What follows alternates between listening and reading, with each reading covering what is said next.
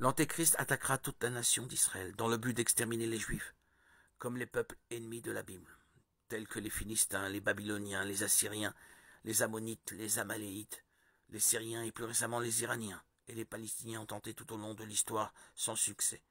Mais la Bible dit qu'alors plusieurs armées du nord, du sud et de l'est traverseront le fleuve Euphrate, et pendant un certain temps l'Antéchrist devra suspendre son plan de destruction de la nation choisie par Dieu pour faire face à ses ennemis qui surgiront sur son chemin, et tandis qu'ils se battent les uns contre les autres, un adversaire qui n'attendait pas arrivera.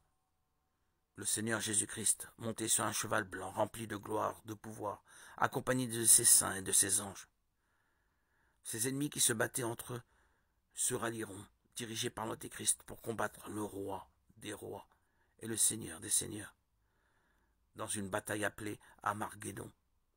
Cet endroit en Israël sera le champ de bataille le plus impressionnant qui puisse exister, car ce qui semblait être une guerre de siècles sans fin durera le temps d'un souffle. Oui, d'un simple souffle, le Christ détruira toutes les personnes rebelles sur la terre, et la destruction sera si grande que le chapitre 19 de l'Apocalypse dit que Dieu devra appeler les oiseaux du ciel de toutes les parties du monde pour se nourrir des cadavres qui giseront sur le sol. Ensuite, Jésus détruira l'Antéchrist et le faux prophète. Il désarmera également les armées, renversera tous les alliés et désintégrera toutes les alliances maléfiques. Satan sera emprisonné dans un lieu appelé Hadès. Et après que les oiseaux auront fait le nettoyage et que tout le mal aura disparu, il ne restera sur la terre que ceux qui croient en Christ et qui ne se sont pas rebellés contre lui. Le royaume de Jésus sera établi pendant 1000 ans.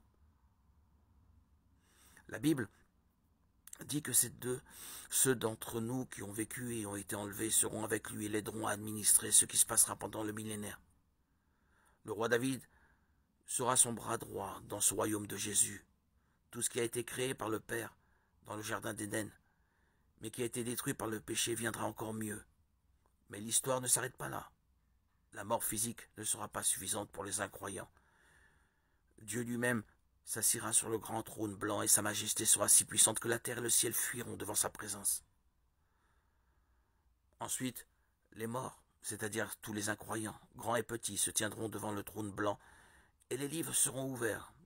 La Bible ne précise pas exactement quels livres seront ceux ouverts, mais probablement ce seront des livres qui mettront en lumière leur action, leurs choix, leurs paroles, leurs pensées. Parmi ceux-ci, un autre livre, le livre de vie. Ceux dont les noms ne seront pas trouvés dans le livre de vie seront condamnés. Mais il restera encore Satan qui restera emprisonné jusqu'à la fin du règne de 1000 ans de Christ.